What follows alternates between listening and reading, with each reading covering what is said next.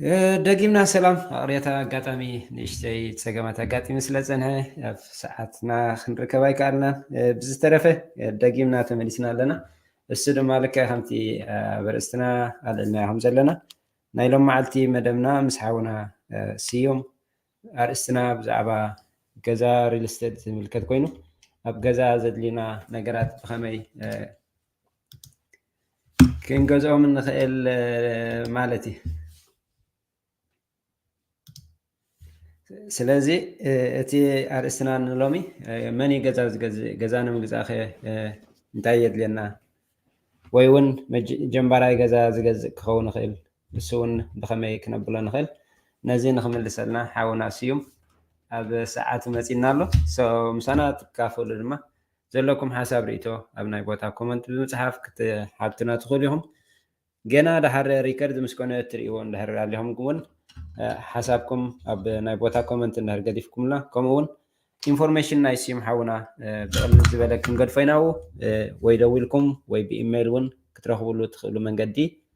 ክንፈጥር ኢና ማለት እዩ ኣርእስትና ንሎሚ ገዛ ምግዛእ እንታይ እዩ መን እዩ ክገዝእ ዝኽእል ወይ ከዓ እቲ ዘድልየና ኢንፎርሜሽን ብኸመይ ክንረኽቦ ንኽእል ብቕልል ዝበለ መንገዲ ኩሉ ዘለዎ ሓበሬታ ክነግረና ወይ ከዓ ክሕብረና ኢንፎርሜሽን ክህበና ሓውና ስዩም ዓዲምና ኣለና እሱ እውን ኣብ ግዜኡ ሕጂ መፂና ኣሎ እቲ ኣርእስትና ናይ ሎሚ ድማ ገዛ መን እዩ ክገዝእ ዝኽእል መዓሲቲ ዝበለፀ ግዜ ገዛ ምግዛእ ኸ ታይም ኣለዎ ድዩ ገዛ ምግዛእ ኩሉ ግዜ ንብል ኢና ከቢሩ ከሎ ከመይ ጌርና ክንገዝእ ወይ ከዓ ኣብዚ ሕጂ እዋን ዘለዎ ዋጋታት ከመይ ጌርና ክንፀንሕ ሓንሳብ ንብል ኢና ስለዚ ነዚ ንክምልሰልና ኢንትረስት ሬት እንታይ እዩ ክሬዲት እንታይ እዩ ወይ ከዓ ኣብኡ ዘድልየና ንገዛ ንምግዛእ ብኸመይ ኢና ክንጅምር ንኽእል እቲ ኢንፎርሜሽን ካብ ሓውና ስዩም ኣብ ዝሓለፈ ከም ዝዝከረ ኣብ 2023 ስፍሕ ዝበለ ዕላል ጌርና ነርና ንሎሚ ድማ መቐፀልታ ናቱ 2024 በፂሕና ኣለና እሱ ድማ ኣብ ዘለና ግዜ እንታይ ኣሎ ለውጥታት ኢንፎርሜሽን ክህበና መፂሉ ሓውና ስዩም ንዑ ጆይን ክንገብሮ ኢና ምሳና እቲ ዘለዎ ኢንፎርሜሽን ክህበና ንስኹም ድማ ደንጊኹም ትርእይዎ ሓሳብኩም ክትህቡ ወይ ከዓ ርእቶኹም ኣብ ናይ ቦታ ርእቶ መሰጅ ክትፅሕፉልና ከምኡ ንካልእ ሰብ ንክባፃሕ ካልእ ሰብ ንክሕግዞ እውን ላይክ ሼር እናገበርና እንድሕር ኣቲና እቲ ዘይበፅሖ ሰብ እውን ኢንፎርሜሽን ክረክብ ይኽእል እዩ ዝብል እምነት ኣለኒ ስለዚ ስዩም ሓውና መፂና ኣሎ ብሰዓቱ ጆይን ክንገብሮ ሞ ሰላም ስዩም ሓወይ ሰላም ገረ ሓወይ ከመይ ትከውን እንኳዕ ደሓን መፃኸ ታንኪዩ እንኳን ደሓን ፀናኹም ያ ከምቲ መቐፀልታ ናይ ቅድሚ ሕጂ ዝሃብካና ኢንፎርሜሽን ሎሚ እውን እንታይ ኣላ ሓድሽ ኢልና መፂና ኣለና 2024 ሓድሽ ነገር እንታይ ኣሎ እስኪ ገለ ካብቲ ለውጥታት እንታይ ኣሎ ገለ በለና እሞ that's a good question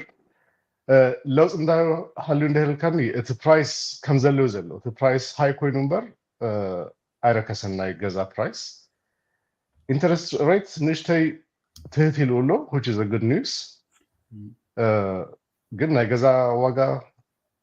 ከቢሩ ከም ዘለዎ ዘሎ እቲ ኢንተረስት ሬትም 1.5 ፖይንት ድሮፕ ዝገበረ እምበር ብዙሕ ድሮፕ ኣይገበረን ከም ዘላ እያ ዘላ ማለት እዩ መብዛሕቱ is the same situation እዩ ዘሎ ስለዚ እስከ እንታይ ኢና ክንገብር ዘለና ኣብ ገዛ ምግዛእ ዋላ ካብ ክሳይ ንጀምሮ ሞ ገዛ ምግዛእ እንታይ እዩ ማለት ንሓንሳብ ሰብ ከቢሩ እንድዩ ከመይ ጌርና ክገዝእ ኢንተረስት ሬት ላዕሊ እንድዩ ዘሎ ከመይ ጌርና ክንቅይሮ ገለ ትብል ኢኻ መብዛሕቱ ማለት ዘገጥመኒ ጥያቄታት ከምኡ ዝበለ እዩ ማለት እዩ መብዛሕትኦም ክንፀንሕ ዲና ሕጂ ክንገዝእ ዲና እንታይ እዩ ዘዋፀና እንዳብሎም ዝጠይቁኒ ኣነ ዝምልሰሎም እንታይ እዩ እንድሕር ኳሊፋይ ትገብሩ እንድሕር ኮይንኩም ምግዛእ ኳሊፋይ እንድሕር ኮይንኩም ሕጂ እዩ ምግዛእ ላይክ ክፀንሕ እንደሊልና ኣይንፈልጦን ኢና እንታይ ከም ዝከውን ኔክስት ይር ኣይንፈልጥና እንታይ ከም ዝከውን 6 months from today if you qualify today if you have the money today it's better to get it when you can because we don't know the future እንታይ ከም ዝከውን ኣይንፈልጥን ኢና እቲ ምሳሌ ዝህበካ እንታይ እዩ ሃዳር ከነሩ ክገዝእ ደልዩ January 2023 apply ገይሩ ማለት ነው ሞርጌጅ apply ገይሩ ሽኡ ክንደይ ነይሩ ኢንተረስት ሬት 5 ፖይንት ነይሩ apply ገይሩ January 2023 ገዛ ክንርኢ ጀሚርና ካው እንታይ ኢሉኒ 5.25 2022 كو 3 نيرو انترست ريت بقى كصنهم مليسهم كوردو وايو ميلو كصنه جميرو مالتي ግን هري هايو ካብ ጃንዋሪ 2023 ክሳብ ሕጂ እቲ ኢንተረስት ሬት ጨሚሩ እምበር ኣይቀነስን ማለት ሕጂ 7 ፖይንት በፂና ኣለና ካብ 5 ፖይንት እና እዚ ኣርከይ 5 ፖይንት ከም ዘሎ ገዚእዎም ኮነ ምጠቀሙ ነይሩ ግን ክፀንህ እስቲ ክትወርድ ትክእል እንዳበልና ፀኒሕና ሕጂ ናይ ገዛ ዋጋም ጨሚሩ ኢንተረስት ሬት ጨሚሩ ማለት እዩ so my point is if you qualify today if you're ready to buy today it's better to get it when you can because in the future another any ናይ ገዛ ዋጋ ይጨምር እምበር ዝቅንስ አይመስለንም especially at Philadelphia እንዳውስተ ከይሩና ስለዘለው ዋጋ ጽቡቅ ሲምሓወይ እስኪ ሞ በቲ FHAን ኮንቬንሽናልን VA ዝብላን በንሞ ንጀምር ድሕሪኡ ተን ዘለዋ ምናልባት ኣብቲ ዝሓለፈኮ ነጊርካልና ነርካና ምናልባት እስኪ ንሎሚ ዝርእዎ ወይ ከዓ ብሕጂ ዝርእዮ ሰብ እንድሕራለሲ ቀዳማይ መጀመሪኡ ዝገዝእ ፈርስት ሆም ባየር እንድሕር ኮይኑሲ ኣበየና እዩ ኣድማዕ ክኸውን ዝኽእል ወይ ከዓ እቲ ፍልልያት FHA ኮንቬንሽናል ዝበሃልሲ ሰን ፍልልያተን ክትነግረና ሞ ካብኡ ክጅመረ ሓደ ኤግዛምፕል ቅድሚ ሕጂ ስለዘረብና በዚ ጉዳይ I can mention how this can help because ሓደ ሰብኣይ ርእይዎ እዚ ፕሮግራም ካበይ ኮይኑ ርእይዎ መስለካ ካብ ነብራስካ ኦማሃ ርእይዎ እዚ ናይ ቲዩብ ማለት እዩ ካብኡ ደው ኢሉለይ ናይ ገረብ ፕሮዳክሽን ርእየካ ኢሉ ደው ኢሉለይ በቃ ኮንሳልት ክገብር ደልየ ኢሉ ሓቲትኒ ማለት እዩ ናይ ፈርስት ታይም ሆም ባየር ሪል ስቴት ይዛ ኣለሁ እቲ ባንክ ከምዚ ኢሉኒ እቲ ሪል ስቴት ከምዚ ኢሉኒ ኢሉ ንኮንሳልሽን ጠይቅኒ ማለት እዩ and I was willing to give him everything I know. I share my experience. I told him what he needs to do. I told him which way he needs to go. Now he bought a house and he texted me. He said, "Thank you for Gary Production. Thanks for seeing me. Thanks, get a lemon." Hi.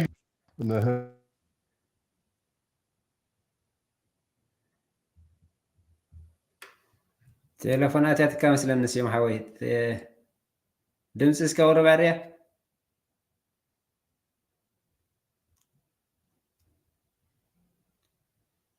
ሲዮ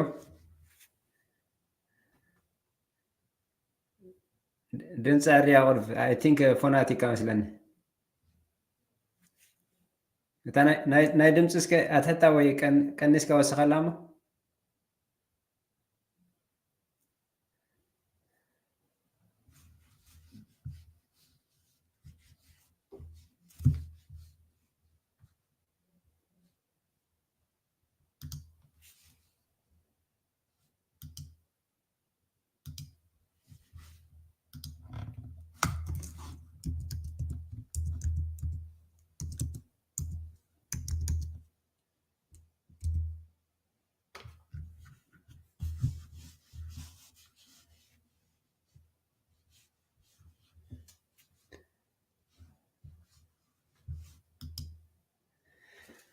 I think ቴሌፎን ተደዊላት ወላ መስለኒ ሲም ሓውና እታ ድምፂ ቁርብ ክስታይ ጌራቶ መስለኒ ኣመንጎ ብቴሌፎን እጥቀም ስለ ዘሎ ሰማ ድምፂ ስማዓካ ኣሎ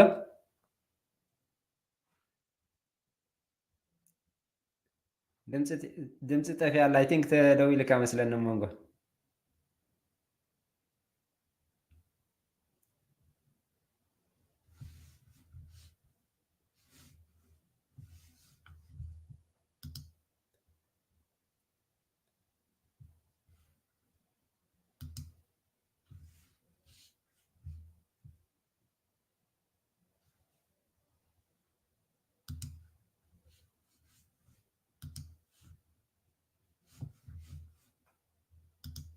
سمعنا لها أنا اسمي محمد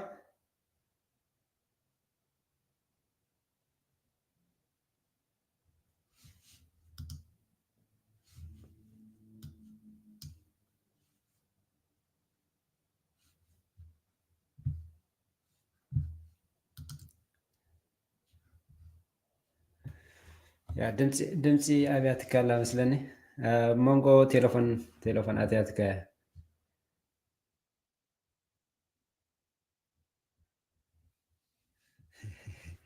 يا وي اسكي كان بحدش تملس اسكي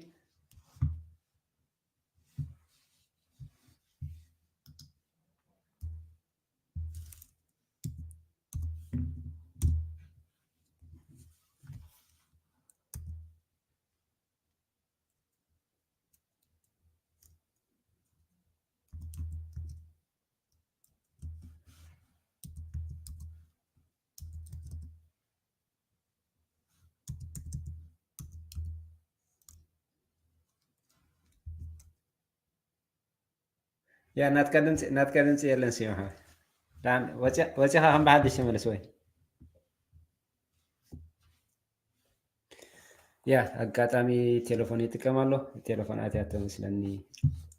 ካብ እንታይ ዝበሃል ማለት እዩ ያ ሶ ንሎሚ ዘሎ ኣርእስትና ብዛዕባ ሪል ስቴት ኮይኑ ኣብ ናይ ገዛ ምግዛእ እንታይ ኣሎ ለውጢ እቲ ክሬዲት ሚን ወይን እቲ ኢንተረስት ሬት ከመይ እዩ ምግዛእ ደሕሸና ምፅናሕ ዝብል ሕቶ ኢና ሓቲትናዮ ኣጋጣሚ ግን ብቴሌፎን እጥቀም ስለ ዘሎ ቴሌፎን ኣትይዎ መንጎ ማለት እዩ ስለዚ መዓስ እዩ ዝብል ሕቶ ፅቡቅ እዩ ኩሉ ግዜ መዓስ ኢና ገዛ ክንገዝእ there you go ታሪ ኣላ ሕጂ good now I can hear you I think somebody called that's why we went off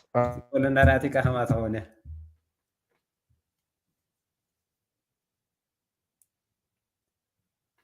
no maybe እቲ ክሳይ ደኸውን እታ ናይ መትሓዚት ፎን ሆልደር እሳ ድምፂ ተጥፋእ ከይትብሉ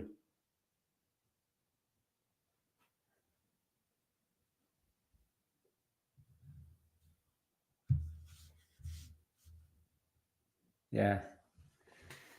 ብቴሌፎን ምጥቃም ያ ንሓንሳብ ኣብ መንጎ ላይፍ እንዳሃለካ ከለካ ብዙሕ ቴሌፎን ስለ ዝትወል ምስቲ ስራሕ ናተ ስራሕ እውን ኤጀንት ስለ ዝኾነ ኣጋጣሚታት ክስተይ ኣለዎ ማለት እዩ ሆፕፉሊ ዕሪባ ክምለሰና ተስፋ ንገብር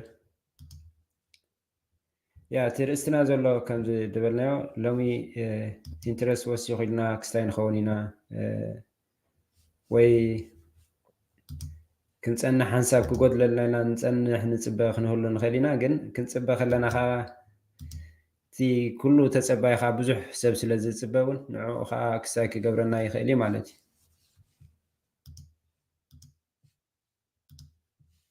ስለዚ እስኪ ሆፕፉሊ ሃይ ሰሙ I think ቢዚ ጌራትካ ቴሌፎን መስለኒ ሎሚ ቴክኒካል ዲፊካልቲ ይመስለኒ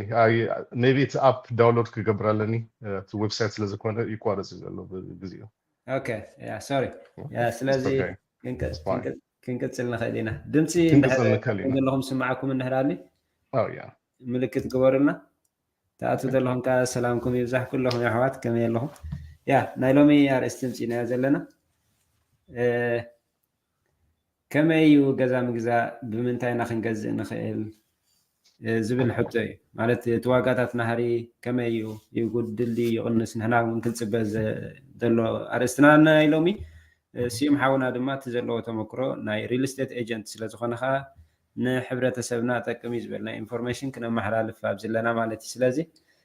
ኩለኹም ነዚ ሕጂ ምሳና ዘለኹም ትሰምዕዎ ሕቶ ርእቶ እንድሕር ኣለኩም ኣብ ቦታ ርእቶ ክትፃፍሉና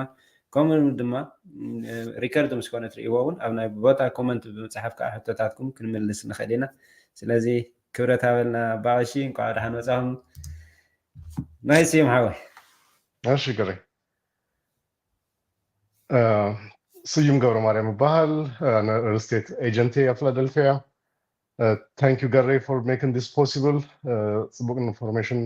እንዳገበርና ኢና ዘለና ሆፕፉሊ ፒፕል ዊል ሊስን ኤንድ ለርን ፍሮም ኢት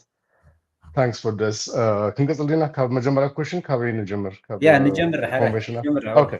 Okay, let's go. So what's the difference between conventional and FHA loan ኢልና ጀሚርና መጀመሪያ ማለት እዩ FHA loan ፌደራል ሃውሲንግ ኦቶሪቲ ያትብል FHA ፌደራል ስለዘለዎ ናይ ገቨርንመንት ጋራንቲ ዝኮነ ሞርጌጅ ማለት እዩ ኮንቬንሽናል ድማ ናይ ፕራይቬት ካብ ባንክ ንወስዶ ሞርጌጅ እዩ ማለት እዩ that's the difference FHA loan qualify ዝገብሩ ሰባት መን እዮም እንድሕር ኢልና ሎው ኢንካም ዘለዎም ሎው ክሬዲት ስኮር ዘለዎም እቲ ገቨርንመንት መፅኡ ጋራንቲ ይገብረሎም ማለት እዩ ነቲ loan ኮንቬንሽናል ድማ ፅቡቅ ኢንካም ዘለዎም እቲ ክሬዲት ስኮሮም ካብ 680 above ዝኮነ ድማ ኮንቬንሽናል ይረክቡ ማለት እዩ that's the difference between conventional and FHA ስለዚ ኣብቲ ክሬዲት ይፍልልዩ ማለት እዩ ኣብቲ ክሬዲት ይፍልልዩ እቲ ክሬዲት ሎው ክሬዲት ስኮር እንድሕር ሃልይዎ እቲ ባንክ it's more risky ይብል ኣነ ክለቅዎ ኣይክእልን እዚ ሰብኣይ ክብል ከሎ እቲ ገቨርንመንት ድማ መፅኡ ኣነ ጋራንቲ ክገብሮ እየ እንድሕር እቲ ከስተመር ፌል ኮይኑ ንምክፋል the government is going to pay it for the bank so guarantee ያለው ናይ ገቨርንመንት ጋራንቲ ስለዝኮነ ማለት እዩ FHA okay which is good ስለዚህ እቲ ክሬዲት ስኮርና እውን ወሳኒ ሓደ ሰብ ክሬዲት ክንደይ ክኸውን ኣለዎ ንኤፍኤችኤ ወይ ከዓ ንኮንቨንሽናል ኣፕሩቭ ንክበሃል ሲ እቲ ክሬዲት ስኮር ክንደይ መበገሲ እቲ ሚኒማም ዝኾነ ክስታይናቱ ክንደይ ክኸውን ኣለዎ? Right. Minimum for FHA, if you have 630, ያክል ማለት እዩ 630 እቲ ክሬዲት ስኮር ልኮ ካበይ ዝምር ካብ 500 ክሳብ 850 ማለት እዩ 500 በጣም ሎው ዝኾነ ክሬዲት ስኮር እዩ 850 ድማ ኤክሰለንት ማለት እዩ 500 is bad credit ክበሃል ኩሉ ሓደ ሰብ 500 580 ዘለዎ bad credit ይበሃል 850 ድማ ኤክሰለንት ይበሃል 700 good 680 fair እንዳተባሃለ ግሬድ ክግበር ከም ግሬድ ዝግበር ማለት እዩ so 630 ዘለዎ ሰብ fair credit ይበሃል ደሃኒው ጽቡቅ አይኮነን ህማቅማ አይኮነን አማከሉ ዘሎ 630 ንሞርጌጅ እኩል እዩ ማለት እዩ ንኮንቬንሽናልም ንኤፍኤችኤም ግን እቲ ዲፈረንስ እንታዩ ሓደ ሰብ 750 730 700 ክሬዲት ስኮር እንደሃሊዎ ካለ ሰብ ድማ 630 650 እንደር ኮይኑ እቲ ዝረክቦ ሞርጌጅ እቲ ዝረክቦ ፕሮዳክት ዘሴም አይኮነን ዝገርመካ ነገር ሓደ ሰብ 680 ስኮር አለይዎን ሓደ ሰብ ድማ 679 ስኮር እንደሃሊዎ ታ 1 ፖይንት ዲፈረንስ ተመጽያ ማለት እዩ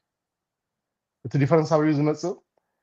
PMI ዝበሃል ኣሎ ሞርጌጅ ኢንሹራንስ ፕራይመሪ ሞርጌጅ ኢንሹራንስ ሞርጌጅ ዝከፈል ኢንሹራንስ ኣሎ እቲ ኢንተረስት ሬት ኣሎ ሃይ ኢንተረስት ዘለዎም ኤክሰለንት ኢንተረስት ሬት ዘለዎ ሰብ ሎው ሞርጌጅ ኢንሹራንስ ይከፍል ማለት እዩ ሎው ኢንተረስት ሬት ይረክብ ማለት እዩ ሎው ክሬዲት ስኮር ዘለዎ ሰብ ድማ እቲ ክሬዲት ጽቡቅ ዘይኮነ ሰባት ሃይ ኢንተረስት ሬት ይከፍሉ እቲ ሞርጌጅ ኢንሹራንስም ድማ ሃይ ይከውን ማለት እዩ ስለዚህ እቲ ክሬዲት ስኮር is very important it might cost us a lot if we don't keep our credit score higher even if it's 1 point because the government ዘጽዎ ህግ ስለዝኮነ ካብ 680 above ዘለው ከንዚ ኢንሹራንስ ከፍሉ ኣለዎም ከንዚ ክሬዲት ከፍሉ ኣለዎም ዝበለ ህግ ስለዝኮነ 679 እንደህር ኮይንካ it's just 1 point will make you pay more ስለዚህ እቲ ክሬዲት ስኮር very አገዳሲ እዩ very important እዩ ኩልሻ ክንከናከኖን ክንህልዎም ዝግባእ ነገር ኣብ አሜሪካ ክንነብር ከለና እቲ ክሬዲት ስኮር ናይ ማለት እዩ we have to be very careful we have to protect it we always have to maintain it we always have to keep our eyes on it credit score is very important okay ጽቡቅ ኣብዚያ ካለ ምሳ ተተሳሰርውን ሓደ አፕሩቭ ንኽኸውን ናይ ባንክ ፕሪ አፕሩቫል ንኽረክብሲ እንታይ ክገብር ዘለዎ ተቀዳምነት ሕጂ ገለ አፍልጦ ዘይብሎም ከም ዘኸማይ እንታይ ክገብር ክእል ጥራይ ገዛ ይግዛእ ኢሉሲ ክብገስ ይኽእል ምስ ናይ ባንክ ፕሪ አፕሩቫል እንታይ እዩ ፕሪ አፕሩቫል ከዓ ምስ መን ኮይኑ ክገብሮ ዝኽእል እዚ መጀመሪያ ሓደ ክላይንት አዛሪበ ነይረ ላስት ሰሙን ማለት እንታይ ልኒ ሰብ ነግርኒ ነይሩ 30,000 ህድለካ ይብልኒ 30,000 ሴቭ እንዳገበርኩ ይልኒ አሁንማ 30,000 አይርሌካ ገዛ ንምግዛእ መን ከም ዘልካ ይለዮ ማለት እዩ ካው ጀሚርና ተ ኮንቨርሴሽን አረዲ እዮ እቲ ዘልካ ገንዘብ ከም ዘይኮና 10,000 5,000 8,000 is enough to buy a house sometimes even less than that you don't need that much money ግን ካበይና ንጀምር ዝበል ነገር እንታዩ ሓደ ክላይንታት አለው they have good credit they have saved up they are ready but they don't know how to start the process of buying a house they don't know how to get the pre-approval እንታይ ከም ዘድልዮም ስለዘፈለጡ በቃ አይ ዝክል እንኳን አይመስለኝም ገዛ ምግዛ በጣም ከቢድ እኮ ገለ ይሎም ዘምክሩ ዘይፍትሙ ሰባት አለው ማለት እና እቲ ፕሮሰስ እንደርፈልጥናዮ ቀሊል ከም ዝኮነ እንደርተረዲናዮ እቲ ዘድልዮም ነገራት እንታይ ከም ዝኮነ እንደርፈልጥናዮ ከቢድ አይኮንም ማለት እና ሓደ አነ ዝህግዞም ዘደሊ ሰባት እንታዮም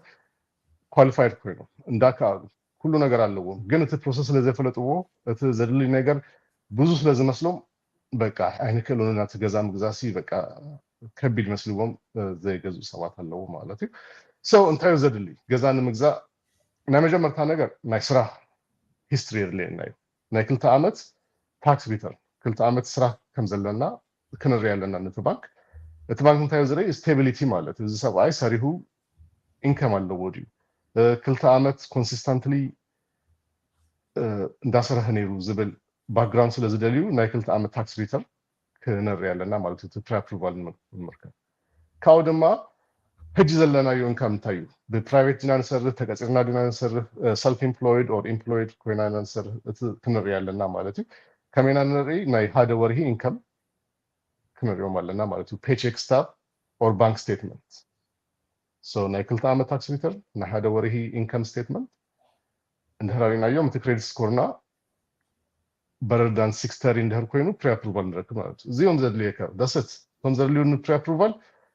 that's it ናይ ክልተ ዓመት ስራሕ ሂስትሪ ክሬዲት ስኮርን ናይ ሓደ ወርሒ ባንክ ስቴትመንት that's all we need to get the pre approval okay ምናልባት ምስታ ናይ ክሬዲት ዝተኣሳሰር ሓደ ሰብ ውሑድ ክሬዲት ክህልዎ ይኽእል እዩ ግን ገዛ ክገዝእ ደልዩ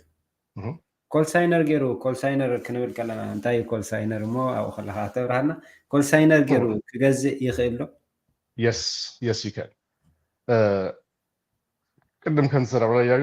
FHA ናሪና FHA እንታዩላ ገቨርንመንት ጋራንቲ ዝገብሩሉ እዋኑ ኢልና ኮሳይነር ምባል ደግሞ ፕራይቬት ፐርሰን ጋራንቲ እንዳገበረካዩ እቲ ሞርጌጅ ማለት እዩ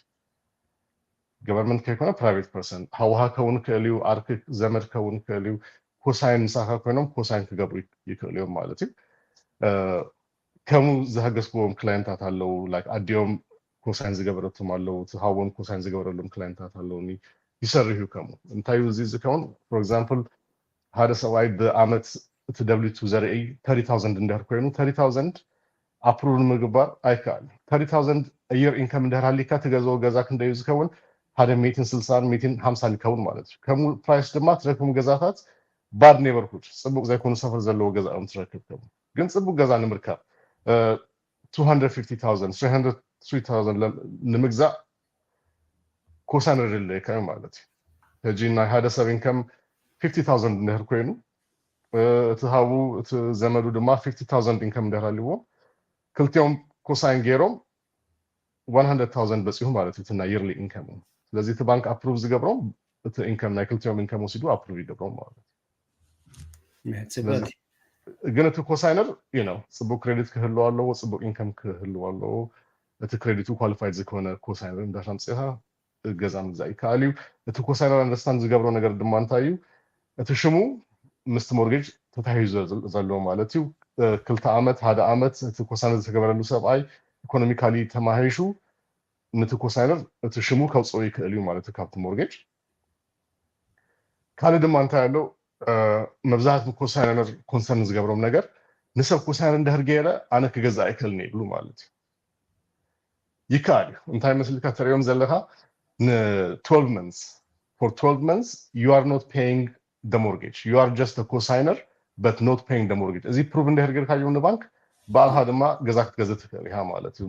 ሞስት ኮሳይነር ኮንሰርን ዝገብሮም ንሰብ ኮንሰርን እንድሕር ገይርካ ሓደ ነገር ክገዛእ ኣይክእልኒ ተሸመይ ምስ ሞርጌጅ ኮይኑ ማለት እዩ ግን ነቲ ባንክ እንድሕር ኣሪእካዮም ኣነ እንዳከፈልኩ ኣይኮነን ኮሳይነር እምበር እቲ ፔመንት ካባይ ኣካውንት እንዳመፃ ኣይኮነን ኢልካ እንድሕር ፕሩቭ ገይርካዮም ነቶም ባንክ ነፃ ይገብሩካ ካብቲ ዕዳ ማለት እዩ ኮሳይነር ኢሎም እዮም ዝህዝዎ ማለት እዩ ሶ ብዙ ሪስክ የብሉን ኮሳይነር ምግባር ንካልእ ሰብ ጽቡቅ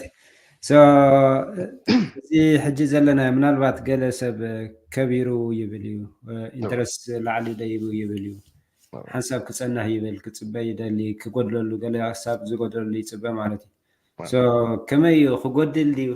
ማለት ነቲ ክጎድል ዘሎ ሰብሲ ክጎድል ድዩ ክውስኽ ድዩ ከመይ ዘሎ እቲ ዋጋታት ሕጂ ናይ ኢኮኖሚ ኩሉ ሰብ ዝፈልጦ ኩሉ ሰብ ኢኮኖሚ ክላስ እንድሕር ዘይወሰድካ ናይ ኢኮኖሚክ ባችለር እንድሕር ዘይብልካ ኩሉ ሰብ ዝፈልጦ ነገር እንታይ እዩ ዲማንድ ኤንድ ሰፕላይ ናይ ሰብ ድሌትን እቲ ዘለዎ ሰፕላይ ብሃንሳብ ከይድ ኣለዎ ዲማንድ እንድሕር ሃይ ኮይኑ ሰፕላይ እንድሕር ሎ ኮይኑ እቲ ፕራይስ ሃይ ይከውን እቲ ዝደሊ ሰብ እንዳበዝሐ እንዳመፅኡ እቲ ሰፕላይ ድማ እንድሕር ዘየለ እቲ ዋጋ ይጭምር እዩ ማለት እዩ ሰፕላይ ኤንድ ዲማንድ ይበሃል እቲ ዲማንድ ሎው እንድሕር ኮይኑ ሃይ ሰፕላይ እንድሕር ኣልዩ እቲ ዋጋ ይወርድ እዩ ማለት እዩ እቲ ኢኮኖሚ ዝሰርሕ ከምዚ ኩሉ ሰብ ዝፈልጦ 100% ፕሩቭ ዝተገበረ ናይ ፕራይስ ሃፍ ይብል እዩ ሎው ይከውን እዩ depends on the amount of supply we have the amount of demand we have ማለት እዩ ኣነ ክረአኒ ከሎ ናይ ገዛ ዋጋ ይቅንስ ኢሉ ዝጥብቅ ሰብ የለን እንዳጨመረ እምበር ዝከይድ ናይ ገዛ ዋጋ ኣይወርድን ኢንተረስት ሬት ክወርድን ክጨምርን ይክእል እዩ ኖባዲ ኖውስ ናይ ገዛ ዋጋ ግን ሰብ እንዳበዝሐ ዝከይድ እቲ ዲማንድ እንዳጨመረ ዝከይድ ገዛ ድማ ብማልቱ ዝስራሕ ፕሮዳክት ዝገብሮ ነገር ኣይኮነን it takes time to develop a house ክንደይ ገዛ ኣሎ ክንደይ ዲማንድ ኣሎ it's very different the demand is very high the amount of house we have is very low سو تواقع عندها ጨመረ ዝከይድ ማለት እቲ ኢንተረስት ሬት ድማ መብዛሕትኦም ኣብቲ ብመፅኦም ኤክስፐርትና ንብል እንዳመፁ ፕሬዲክት ይገብሩ ከምዚ ዝከውን ከምዚ እቶም ኩሉ ፕሬዲክት ዝገበርዎ ነገር ካብ 2020 ጀሚሩ ልክ ኣይኮነን ስለዚህ ምንም ዝፈልጥ ሰብ የለን you know we don't know what's going to happen we just wait if something happen for example the pandemic ይመጽ ኢሉ ዝጠበቀ ሰብ አይነበረን እቲ ፓንደሚክ ንትገዛ ፕራይስ ሃይ ገይርዎ ማለት እዩ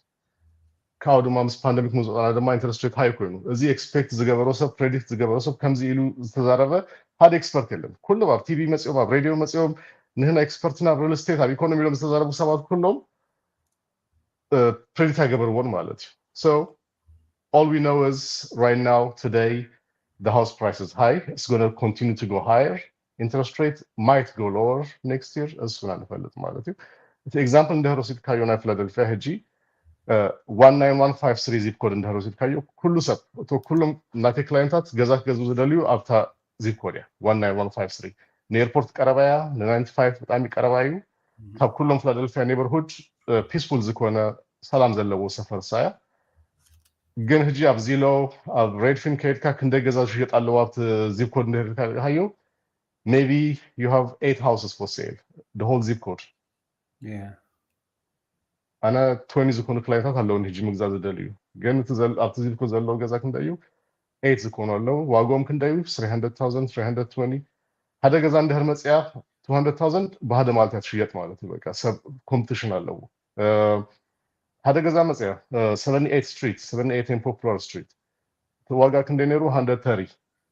it's a full renovation ዘድልዩ ገዛ ማለት full renovation everything needs to be changed ክንደሰ ኦፈር ገይሩ 19 people ኦፈር ገይሩ wow ለታ ገዛ ንምግዛ 130 ወጽያታ ገዛ ክንደ ተሸጠ ሓደ ሰባይ 170 ይሉ 170 ገዚዋ ማለት 30000 ወሲኩ አትዋጋ እና ዘለማዩ ኩኔታት እዚ መስል ህጃ ፊላደልፊያ በሃደ አመት ክንደ ተለውጹ ላይክ ላስት ይር ከምዚ ያነበረ ሎሚ ድማ እትገዛ ሁሉ ተሸጡ ተወዲው ማለት ተከለ በቃ it's very surprising አነ ህጂ I expect አገበርኩ 20 years አለሁ ፊላደልፊያ ከምዚ ላይ ያፈለጥነ ገዛ ከምዚ ከቢሩ በሃደ ማለት እንዳተሸጠ I have never seen this before so ህጂ ዘለማዩ ኩኔታት እዚ መስል ፊላደልፊያ wow that's crazy yeah so thank you كلكم يا حوات بخلتي መንገድ ነው መሐላልፍ ፈለና በፌስቡክ ተከታተሉና በዩቲዩብ ተከታተሉና ዘለኹም ናይ ሎሚ አርስና ኣብ ገዛ ምግዛ በከመይ ክንገዝእ ንኽእል ወይ ከዓ እቲ ዘሎ ዕዳጋታት ሕጂ ናህር ዕዳጋን ወይ እውን ክንገብሮ ዘለና ነገራት ዒልና ንዕልለሉ ዘለና አርስትዩ ሓውና ሲዮም ሪል ስቴት ኤጀንት እዩ ክትረኽብዎ ትደልዩ ክተብልዎ ክትሓትዎ ትደልዩ ዘለኩም ኢንፎርሜሽን ክተብልዎ ትደልዩ ኣብ መወዳእታ ምስ ወዳእና እቲ ናቱ ኢንፎርሜሽን ኣብዚ ፖስት ክንገብረልኩም ኢና ምሳና ዘለኹም ድማ ዝኾነ ክምለሰልኩም ትደልዩ ሕቶታት እንድራልዩን ኣብ ቦታ ኮመንት ተጻሕፉልና ብሕጂ ሪከርድ ምስ ኮነ እትርእይዎ ጠቃሚ ክኸውን ንዓኹም ክሕግዝ እውን ተስፋ ይገብር ኩላና ነዚ ቪድዮ ንርኢ ድማ ላይክ እናገበርና ሼር እናገበርና እንዳርኣቲና ነቲ ካልእ ሰብ ዘይፈልጦ ንኽፈልጦ ይሕግዝ እሞ እቲ ኢንፎርሜሽን ናይ ኣሕዋትና እውን ካልእ ስትረፍ ዋላ ኣይንግዛእዮ ግን እቲ ንደልዮ ዘለና ክንፈልጦ ንደሊ ሕቶታት እንዳሃልይና በቲ ናምበሮም ወይ ከዓ ኢሜይሎም እንገድፈልኩም ኣብዚ ስክሪን ካብ ወሲድኩም እውን ኣብቲ ዘገድሰኩም ግዜ ደዊልኩም ክትሓትዎም ትኽእሉ ኢኹም እቲ ጽቡቕ ነገሩ ናይ ሪል ስቴት ኣብ ዝሃለኹም ስቴት ይሃሉ ኣብ ዩኤስ ክሳብ ዘለኹም ናቶም ኮኔክሽን ኣለዎ ሶ ምስ ዝኾነ ኣብ ካልእ ዓዲ ኣሎ ማለት ኣብ ፊላደልፊያ ኣሎ ኢልና ክስታይ ንግበሮ ኮኔክሽን ስለ ዘለዎም እቲ ሩቲን ናቶም ቼንጅ ስለ ዝኾነ ምስ ኣብቲ ትነብርዎ ከተማ እውን ከራኽበኩም ይኽእል እዩ ማለት እዩ ስለዚ እቲ ርእስና ናይ ሎሚ ዋጋ ናህሪ ዕዳጋታት ከመይ ኣሎ እቲ ገዛ ምግዛእ ኩሉ ሰብ ዝደልዮ ዘሎ እዩ ኩሉ ሰብ ይፅበሎ ገዛ ክወፅእ ከሎ ከዓ ኩሉ ሰብ ይገዝአሎ ማለት እዩ ሶ እቲ ቀረብን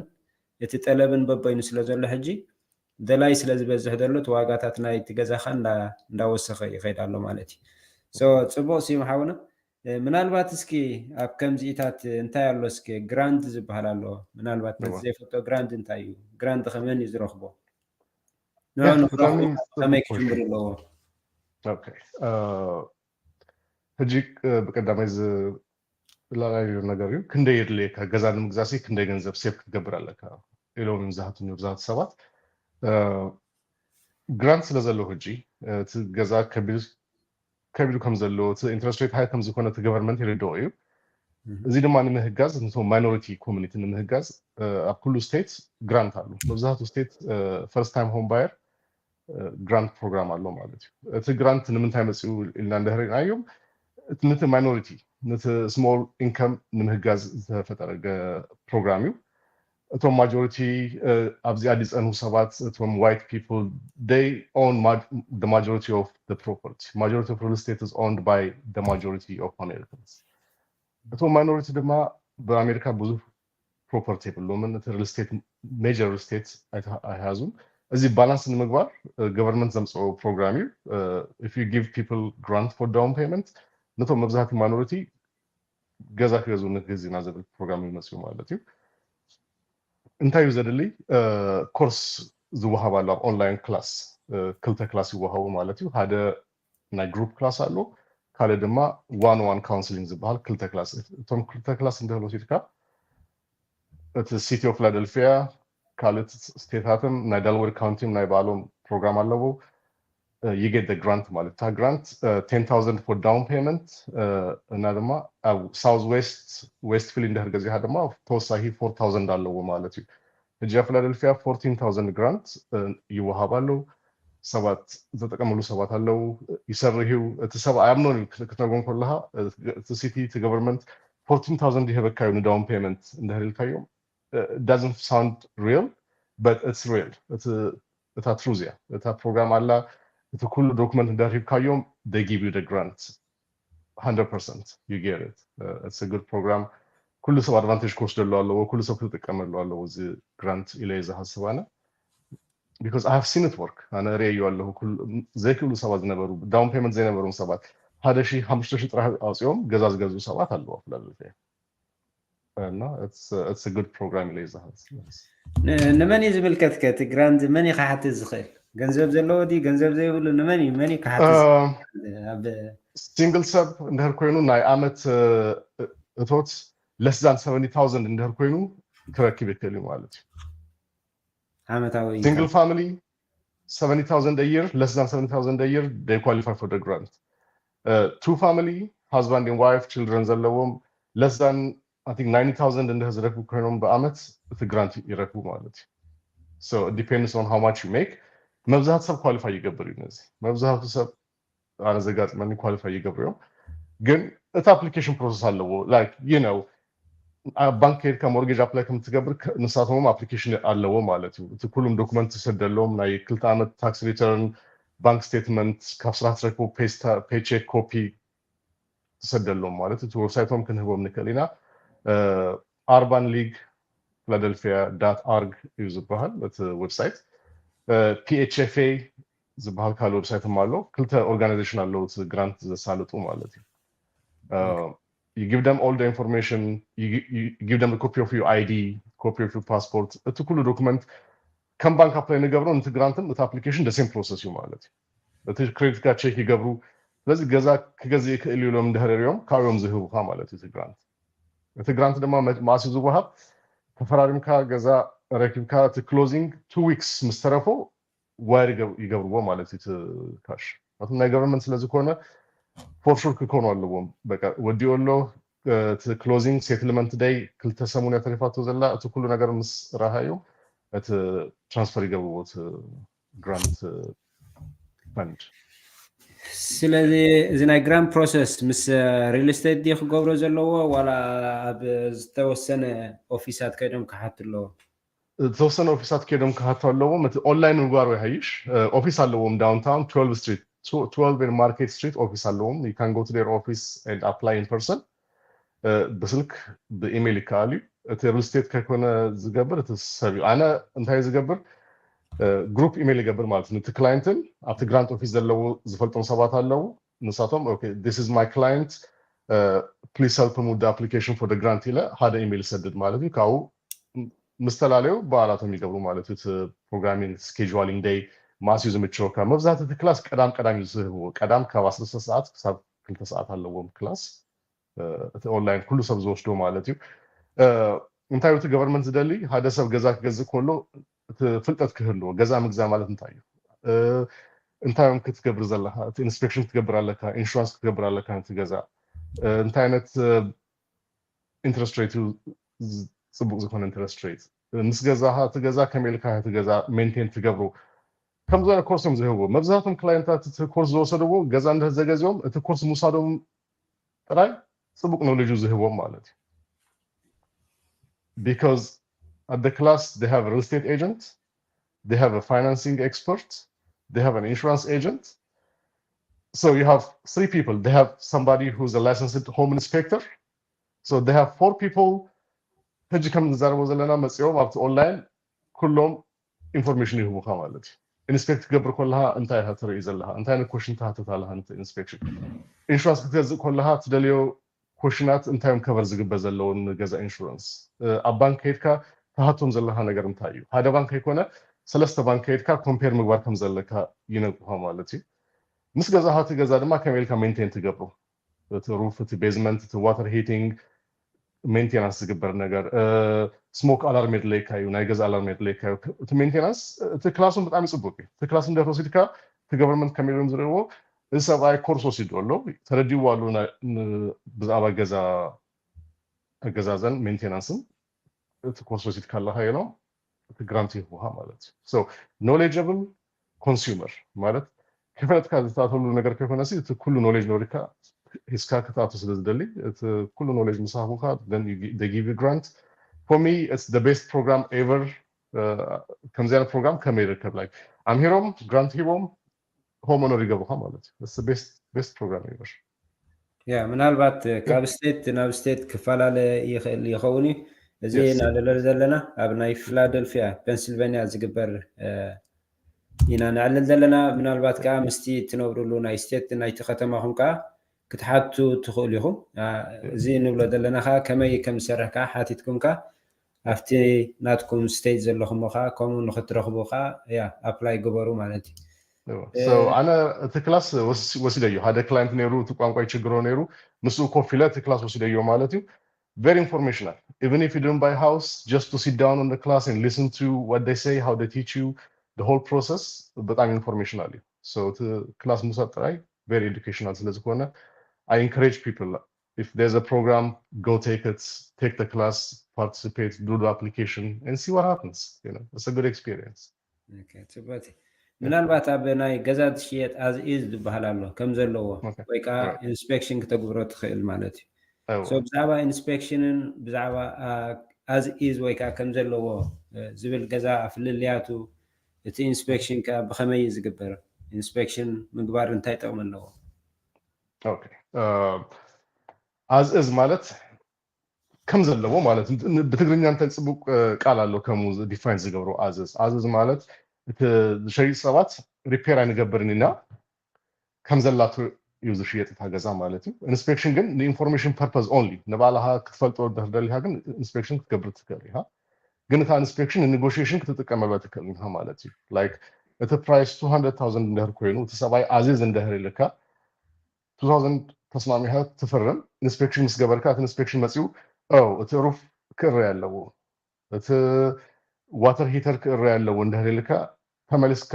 ኦኬ እቲ ሩፍ ክእረይ ኣለዎ እሞ እቲ ፕራይስ ሎወር ግበሩለይ ኢልካ ኔጎሽዬት ንምግባር ኣይከኣልን ኣዚዝ ስለዝተባሃለ እቶም ሰባት ሪፔር ክገብሩ ኣይደልዩን እዮም ዋጋ ክቅንሱ ኣይደልዩን እዮም ከም ዘላታ ንሸጣ ካብ ተስማሚኻ ትኣቱ ማለት እዩ መብዛሕትኡ ግዜ ግን ኢንስፔክሽን ይፍቀድ እዩ ንባዕልካ ኢንፎርሜሽን ክትገብር ትኽእል ኢኻ ንኔጎሽዬሽን ክግበር ይከኣል እዩ ኢንስፔክሽን ማለት ላይሰንስ ዘለዎ ሰብ ኢንስፔክተር ላይሰንስ ዘለዎ ፍልጠት ዘለዎ መፂኡ ነቲ ገዛ ይሪኦም ማለት እዩ ሕጂ መኪና ክትገዝእ ከለካ ነቲ ትራንስሚሽን ቼክ ትገብር ነቲ ኢንጂን ቼክ ይግበር ነቲ ኤሌክትሪክ ሲስተም ቼክ ይግበር ካብኡ ኢኻ ትገዝእ ማለት እዩ መኪና ክገዝእ ገዛ ክግዛእም ከምኡ ማለት እዩ ገዛ ናይ ባዕሉ ሲስተም ኣለዎ ናይ ኤሌክትሪክ ሲስተም ኣሎ ናይ ፕላኒንግ ሲስተም ኣሎ ናይ ሩፊንግ ቬንቲሌሽን ሲስተም ኣለዎ ናይ ፋውንዴሽን ኣሎ እዚ ፍልጠት ዘለዎ ሰብ መፂኡ ሪእዎ ነቲ ኩሉ ኣውትሌት ቼክ ገይሩ እቲ ኣውትሌት ግራውንድ ኮይኑ ነን ግራውንድ ዩ ግራውንድ ዘይኮነ ኣውትሌታት ኣለዉ እዚ ኩሉ ቼክ ይገብር ማለት እዩ ኤቭሪ ኣውትሌት ቼክ ይግበር ኤቭሪ ፕላሚንግ እቲ ናይ ዋተር ፕሬዠር ኣበይ ዘሎ ሊክ ኣለዎ ድዩ ኣብቲ ሩፍ ከይዶም ቼክ ይገብርዎ ክንደይ ዓመት ኮይኑ ኣሎ እቲ ሩፍ 10 years እዩ 5 years እዩ ማስ እዩ ዝእረይ ዘለዎ ኢሎም ናይ ፕሮፌሽናል ኦፒኒየን ይህበካ ማለት እዩ እቲ ኮስት ናይ ኢንስፔክሽን maximum 500 400 for people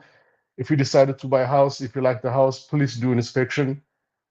trying to save 500, trying to save 400, it's going to cost you more at the end. So it's better to do inspection and find out everything about the house before you purchase it, because house is very expensive. Anything more than 100,000 is very big purchase. So it's better to be careful and do inspection. Must. And by the way, the grant program, they want you to do inspection. If you don't do inspection, they don't give you the grant. You have to do inspection to get that grant too when you buy a house. Okay, ጽባቴ ስለዚ እቲ ናይ ኢንስፔክሽን ክንገብር ከለና ንዓና ጥቕሚ እዩ ምክንያቱ ዘይንፈልጦ ገዛ ኢና ንኣቱ ዘለና እቲ ብዓይንና ክንሪኦ ዘይንኽእል ማለት ብዓይንና ዘይርአ ማለት እቲ ኤሌክትሮኒክ ዲቫይስ ኣብቲ ገዛ ዘሎ ንሕና ዘይንፈልጦ በቶም ፕሮፌሽናላት ዝፍለጥ እሱ እንታይ ፀገም ከም ዘለዎ ዓይናይ ክዕረ ከም ዘለዎ ክቕየር ከም ዘለዎ ኣድቫይስ ይህቡና ማለት እዩ ካብኡ ተበጊስና ድማ ንሕና እቲ ኔጎሽየት ክንገብሮ ንኽእል እንድሕር እቲ ገዛ ድሓን ከም እንድሕር ኢሎም ወይ ክንዕርየሎም ኢና ይብሉኻ ወይ ከዓ ክንቅይረሎም ኢና ይብሉኻ ማለት እዩ ወይ ከዓ ዋጋ ይጎድልልካ ከምሲ ምሓውና ክብሎ ፀንሐ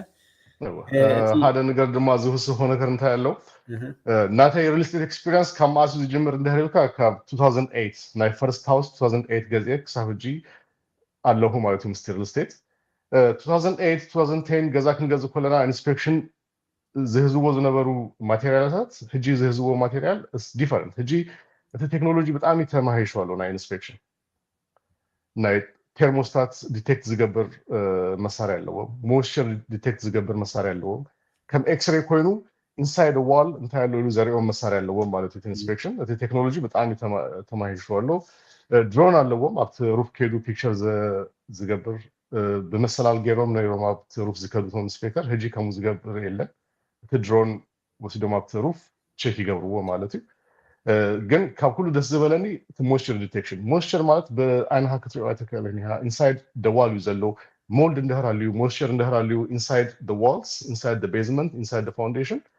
በቲ ሞይስቸር ዲቴክተር ይርእዎ ማለት እዩ እቲ ቨሪ ግሬት ቴክኖሎጂ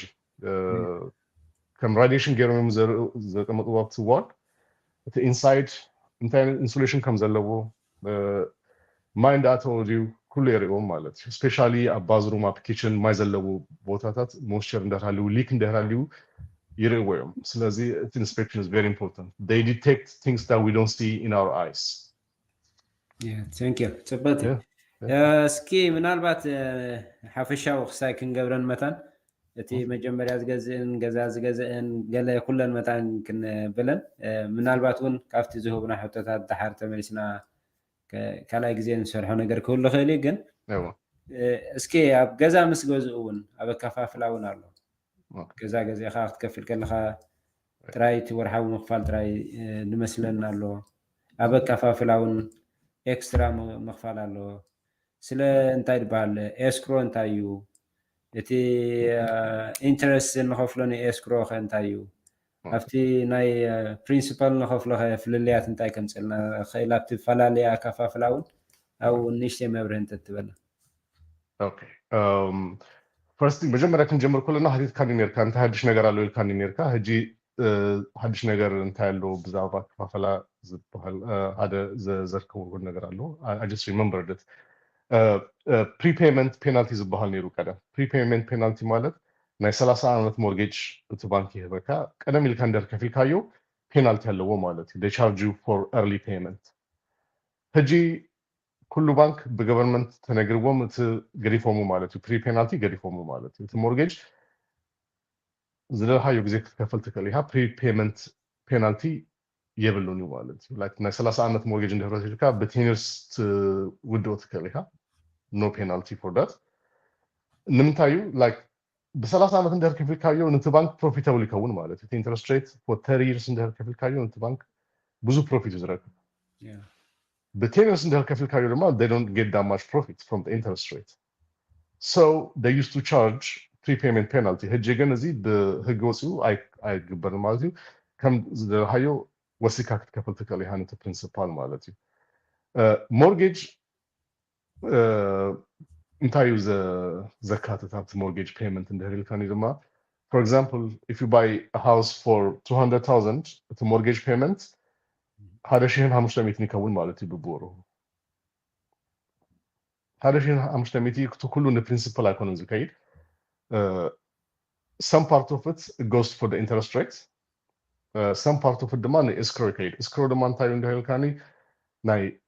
house insurance and ናይ tax ማለት. Tax, insurance, interest and principal. So you have 4 things that includes in the mortgage payment. You have ታዝ ተለቃህናዮ ዋና ነገር ንከፍሎ ማለት ነው principal ትባሃል. ናታ interest rate ድማ አሎ ናይ home insurance የካተቲው ናይ tax ድማ ተጨሚሩ አኩሉ ባህሪው ዝከፈል ማለት ነው ናይ mortgage አከፋፈላ. ከጂ ቀደም ይልካን ክፍል እንደደልካ after principal እንዳውሰካት ከፍል ማለት ነው. It makes a difference even if you add $20 $50 after principal, it makes a difference. ግን ክንከፍሎም ኮለና እንት ባንክ we have to specifically ክንነግረው ማለና እዚ ተወሳሂ ዝከፍል ዘለሁ principal እንዳበልና እንደዚህ ኮነ ሳቶም አብየቱ ወማት escrow ይገብሩ ማለት ነው ኤክስትራ ፔና. Okay. ያ ጽባቴ ምናልባት እስኪ ምስ ጊዜ መክፋል ወን እቲ ካው ዝመጽ ሆሚዮክዲ ይባሃል ኣሎ እቲ ሆሚዮክዲ ድማ ኦፈር ገብሩኻ yes so ሆሚዮክዲ ንምንታይ ኢና ክንጥቀመሉ ንኽእል ወይ ከዓ ኣድማዕነት ዘለዎ ክንጥቀመሉ እንድሕር ክኢልና ወይ እውን እቲ ፍሉይ ዝገብሮ ካብቲ ሞርጌጅ እንታይ ኣለዎ ኣብ ሆሚዮክዲ ብዙሕ ግዜ ይሕተት እዩ ይመፀካ እዩ ዋላ ሪኩዌስት እውን መፂ ኢሜይላት መፂ ብኸመይ ኢና ክንጥቀመሉ ንኽእል እንታይ ሳዕቤናትን ጠቕሙና ኣለዎ so ሆሚዮክዲ ኣነ ንምንታይ ዝሃዘው ሓደ ሓደ ሰባት እዩ ተከራይ መንባራ ሃይሽ ነው ዝብሉ ሰባት ኣለው ክራይ ኮይ ሃይሽ በቃ ሰላም ትነብር ክራይ ዝብሉ ሰባት ኣለው ሜንቴናንስ ችግርን ካለ ጣጣ የብሉኒ ታክስ ሃስብን ኢንሹራንስ የብሉኒ በቃ ክራይ ግን ሓደ ቤኔፊት ናይ ገዛ ኦነር እንድህር ኮይንካሲ ትትረክቦ ሆም ኢኩቲ ማለት እቲ ቫልዩ እቲ ከፍ እንዳበለ ዝከይድ ሆም እንድህር ኮይኑ ክራይ እንድህር ኮይኑ you just paying somebody else's mortgage, you don't see any benefit from it. ናይ ባላህ ገዛ እንድህር ኮይኑ ሲ ናይ ታክስ ቤኔፊት ኣለዎ እቲ ትከፍሎ ድማ eventually it's becoming your own money, it's becoming your property ማለት ነው. So for example, if somebody buy a house at 100,000 and they live in the house for 10 years, first of all 10 years goes ገዛ ሃዮ ገዛ 100,000 ገዛ ሃዮ ገዛ ህጂ እቲ ቫልዩ ወሲሁ ዝጨምር ማለት ነው. ህጂ 200 ከሆነ ይከል 200 ከሆነ ይከል 150,000 ከሆነ ይከል ማለት ነው. So the house you bought 10 years ago now has more value. 10 years ago 100,000 ገዚ ሃዮት ሞርጌጅ ኩልሽ አንዳ ከፈልካ ህጂ እንት ሞርጌጅ ባላንስ 50,000 ኮይኑ ማለት ነው. half እንደህር ከፊልካዮ እቲ ገዛ ቫልዩ አለው ህጂ ማርኬት ቫልዩ ወሲ ሁሉ እቲ half of the mortgage ከፊልካዮ አለሃ ገንዘብ አለካ ማለት ነው ትገዛ ህጂ ክሬዲት ካርድ እንደጻፈ ናይ ክሬዲት ካርድ ኢንተረስት ሬት ክንደው ዘሎ ህጂ 21% 22% ይዘሉ ናይ ክሬዲት ኢንተረስት ሬት ካብ ገዛ እንደተለቀሃ ግን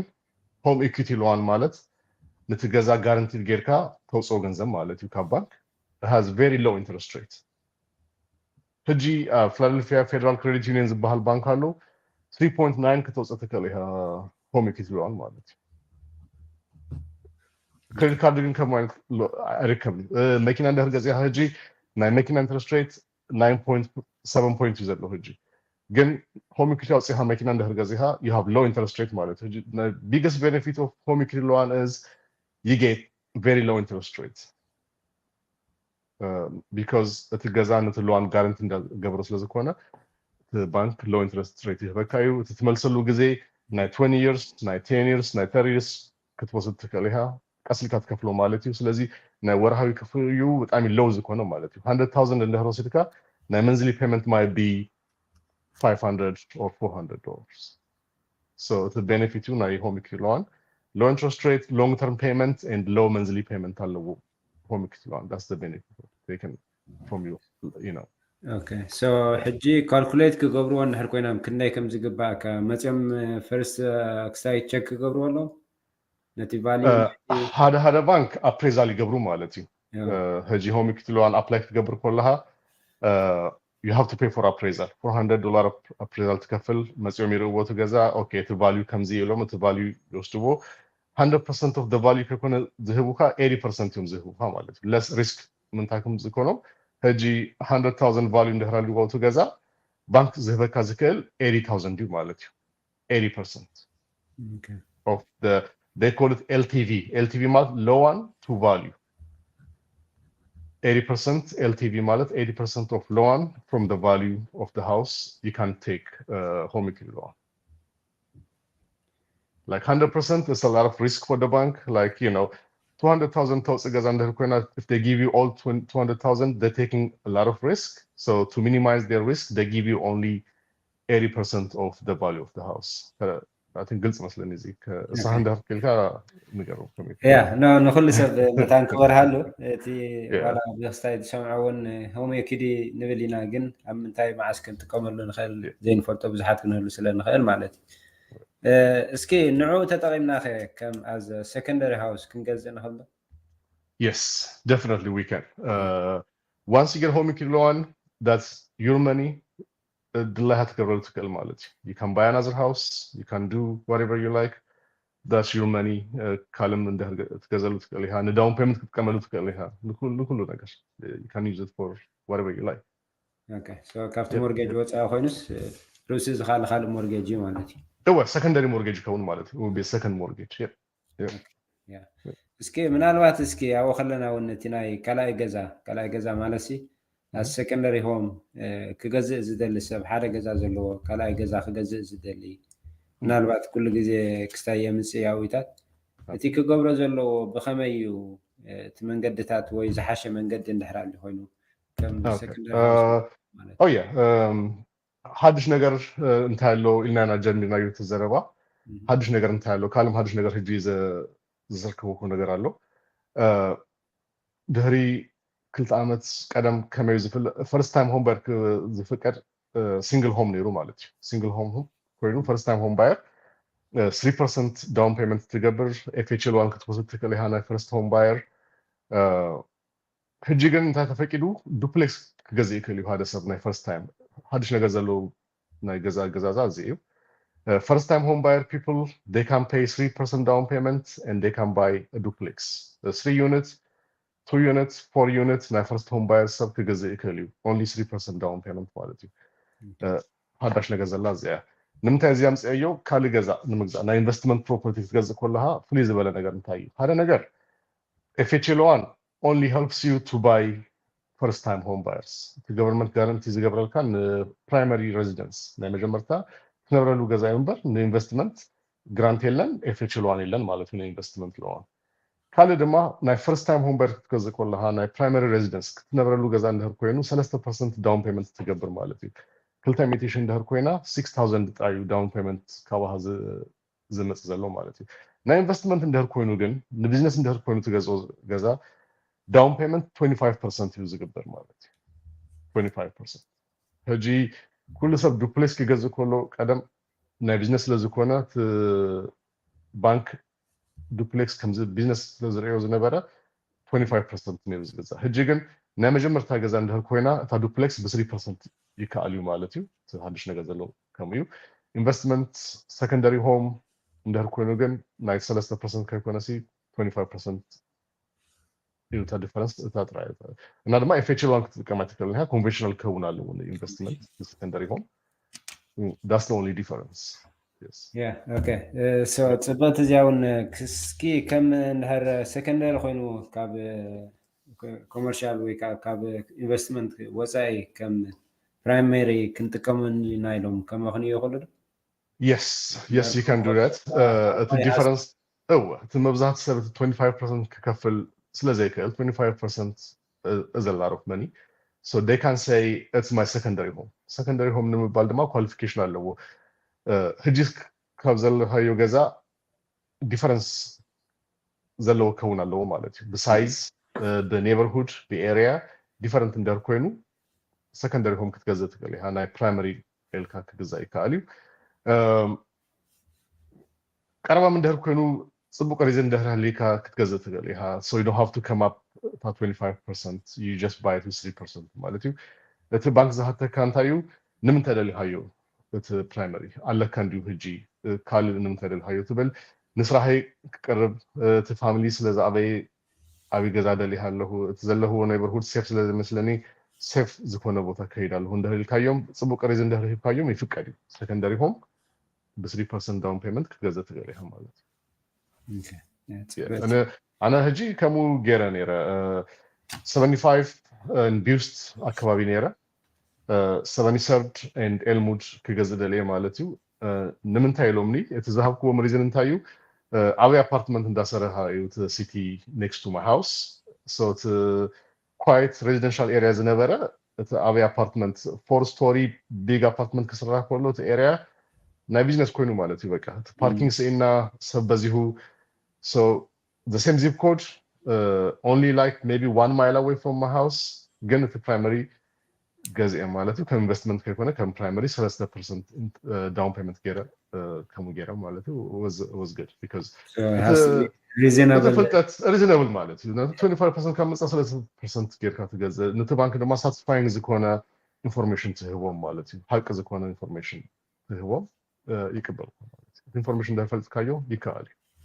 ስለዚህ ካብ ኤክስትራ 20% 5% كم مكفات ከለና هو it's a big difference ስለዚህ እዚ እውን ፍላጡ ናይ ባሓቂ ቀሊል ነገር ኣይኮነን ክንፈልጦ ይግባና ሰብ ምፍላጥና ሕጂ ጥራይ ገዛ ደሊና ብስምዒት ዘይኮነ ብኣፍልጦ ክንከይድ ከለና እቲ ኣታዊና ክኸውን ዝግብኦ ብዙሕ ገንዘብ ሴፍ ክንገብር ንኽእል ኢና ማለት እዩ ስለዚ ከምዚ ዓይነት ኢንፎርሜሽን ክርከብ ከሎ ናይ ባሓቂ ክንጥቀመሉ ይግባና ሎሚ ደይ ክንገዝእ ንኽእል ኢና ፅባሕ ንጓብ ዘድልየና ግን እቲ ኢንፎርሜሽን ሕጅናዮ እንድሕር ፀኒሕና ክጠቕመና ይኽእል እዩ ማለት እዩ ስለዚ ኩልኩም ነዚ መደብ ትከታተሉ ብፌስቡክ ኮነ ዋላ ብዩቱብ ንዝርግሖ ኣለና ላይክ ሼር እናገበርኩም ነቲ ካልእ ሰብ እውን ዘይረኣዮ ሰብ ክሪኦ እውን ስለዝሕግዝ ካልእ ይትረፍ እዚ ኢንፎርሜሽን እዚ በቲ ቋንቋና ዝመሓላለፈሉ ዘሎ ብቋንቋ ክሰምዖ እቲ ዘድልዮ ኢንፎርሜሽን ከዓ በቲ ዘድልዮ ወሲዱ ከዓ ኣብቲ ዘድልየሉ ግዜ ከዓ ክጥቀመሉን ክረብሓሉን يحجز مالتي تي كند ربحاناتنا خا نسي مالتي سلازي سيم حوي ون ثانك يو بتي ناتكا دلكا مويا خسرعكا غزي خان هيبكاون كمزي انفورميشن ناتكا تمحلال بمخالكاون دقيمه خمس جنا كايفوتو من الباتيا سفح زباله ننات ون غيرنا ون كنملسينا انا حجي انتايه كدم حجون باقيسكا تباقيسنا طفينا منكو بيزخينا نخلاتنا ግን አይውሽ ማለት ሓደ መዓልቲ ሴትኣፕ ንግበር እሞ ዋላ ዊክሊ ሓንቲ እንድሕር ግዜ ሂብካናስ በቃ ፍርቂ ሰዓት ዋላ ትኾን ካብታ ናይ ዕረፍትካ ግዜ ኮንሲስተንት ክነብሮ ሰበም እንዳመፀክርና ሓደ ፊክስ ዝኮነ ማልቲን ፊክስ ዝኮነ ታይም ጌርና ብሰሙን ሃንደ ግዜ ከምዚ ክንገብር ንክእል ኢና ሕጂ ካብዚኣ ክንጅምር ኢና ካልኣይ ፍሮሚስ ኣይንገብርኒ ኢና أنا تفي حكا حاجة جميلة منكو سلاح جل خصائص لدي تعاملني يا جن كم زنا جبرنا تي information السخم تتفلتوا information كتبنا خلهم نتحبر تسبنا خا بتو عنكو بتي سمعوا عنكو كسمعون كرد أنسلازخل بتي تغنون عبي ربح اللوا مالتي سلازي سيم حوي من الوقت متقاللي نلومي اندهر تتقاللو نجرالي بوكس تاكن قبرما يا ويكلي كنقبرينا اوكي متقالل يعني انت يزبل كاب كل انفستمنت ناغزا انفستمنت زواصيو كاب قدم جميركا اب امريكا زي كسر ነገር እንደራሊው ሪል ስቴት ዩ እንደህር ገዚ ሃዩ ክትሽየጥ ካሊው ከራይ ካሊው ትነብረሉ ማለት ዩ اب ስታክ ኢንቨስት ከምግባር اب ካሊ ቦታ ኢንቨስት ከምግባር ትገንዘብኩም اب ሪል ስቴት ኢንቨስት ምግባር نت next generation تهوى نجاري real estate مالت is very stable زكونة يو صبوا investment ولا زهاز بوتا عالم زراعة هو صبوا investment return تقدر كله real estate يو جن كنفلت على من تهند أصلا كلنا knowledge كنا يرلينا يو كلمة مجزانا زجاج أسب real estate نفلت وسب نجارينا عين ندهر ركب كنا كتحطنا لهم information ركبكم فايتكم كاتو زغبا انفستمنتيو صبو انفستمنتيو جنت نوليدج سي يدليو ان هنا نمصلو مكنياتم ازي بروجرام غير يدل وزلو مكنياتم نزيو فلتنا لنا هاتولنا كاني كسر كاي اي purchase لزكونا the biggest lifetime purchase زبال ات اي the lifetime انا غزو ነገር ገዛዩ ካለ ነገር የለምና ጥንቃቄ ክንገብራለና ፍልጠት ይርለናዩ እቲ ሲስተም ክንልደዋለና እንታይ ኣብ ምንታይ እንዳተሆና ኮለና በብሰሙኑ እንዳመጻና ነህናም كمزي كنبرنا يعني إن هاليكم you can contact Gary you can contact me we will help you يا ምናልባት እቲ ኢንፎናትካ እሞ ክሳይ ገበረለይ ሰዮም اوكي ኣብዚ ሼር ክንገብረሉ شور ያ እቲ ዘሎ ኢንፎርሜሽን ኣሕዋት ኩሉ ግዜ ከምቲ ንብሎ ማለት እዩ ኣነ ናይ ህንፃ ዝሰርሕ ገዛ ዝሰርሕ እምበር ገዛ ይገዝእኒ ገዛ ይሸይጥኒ ማለት እዩ ግን እቲ ብዛዕባ ናይ ምስራሕ ናይ ገዛ ዘሎ ኢንፎርሜሽን ግን በቲ ዓቕሚ ክሕግዝ ዝኽእል እየ ማለት እዩ ከምዚ ግን ፍልጠት ዘለዎም ክእለት ዘለዎም ኣሕዋትና እንዳምፀናኻ ክነብል ንኽእል ኢና ማለት እዩ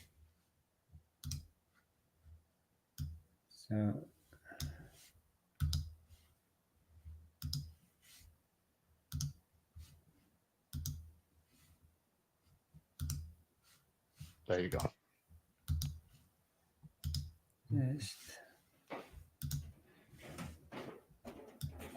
ያ እታ ኢንፎርሜሽን ናይ ሲም ኢሜይል ግን እታ ቴሌፎንን ክንገድፈልኩም ኢና ኣብዚ ፕራይቬት ንሲም ሓውና ክትረኽብዎ ትደልዩ ከምኡ እውን ደው ኢልኩም ወይ ብኢሜይል ፅሒፍኩም እውን ክትረኽብዎ ትኽእሉ ኢኹም እቲ ሕቶ ርእቶ ዘለኩም ኮነ ወይ እውን እቲ ደልይዎ ነገር ክሕግዘኩም ዝኽእሎ ነገር ሲም ብዓቕሙ ክሕግዝ ንሕና ከዓ ያ እታ ኢንፎርሜሽን ዘለካ ንሕና ከዓ ኢንፎርሜሽን ዝመፀት ከዓ ናብ ኣሕዋትና ምክፋል እያ ማለት እዩ ስለዚ ያ ቴሌፎን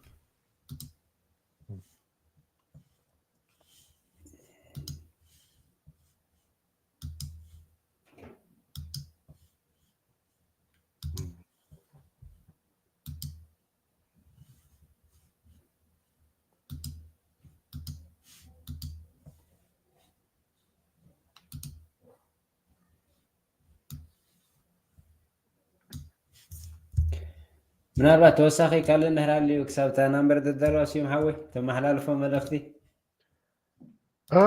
ንሎሚ አይ ቲንክ ፅቡቅ ጌርና ካልእ ማለት ድማ ብሰፊሑ ንዘራረብ አይ ቲንክ ዲስ ኢዝ ጉድ ፎር ቱዴይ ያ ሲም ሓውና ኣብ ከተማ ፊላደልፊያ ዝቕመጥ ኮይኑ እቲ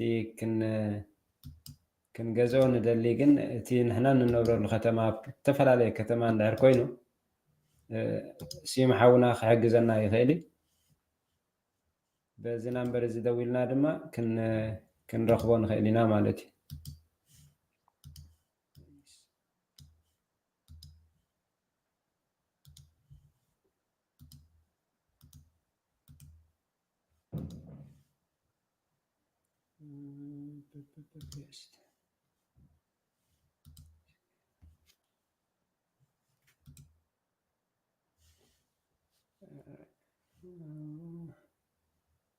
ተናምበር መፅያትና ላምሽ ጠጠብ ከብላለ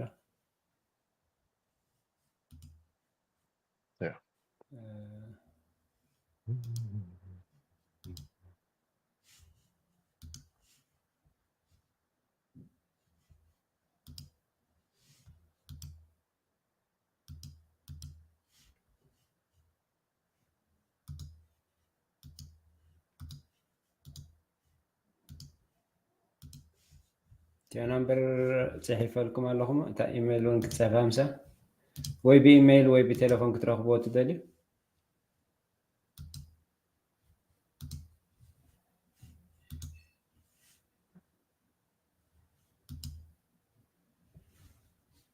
እዚኣ እታ ናምበር እያ ማለት እዩ ኢሜይል እውን ክንፅሕፋ መዚ ሞስትሊ ያ ብቴሌፎን እዩ ዝቐልለልና ብቴሌፎን ኢና ንድውል እቶም ናይ ኢሜይል ክስታይ ዘለኩም ከዓ ብኢሜይል ክትረኽብዎ ትደልዩ እውን ብኢሜይል ከዓ ክትረኽብዎ ትኽእሉ ኢኹም ማለት እዩ feel free to call me email me anytime I'll be happy to answer your questions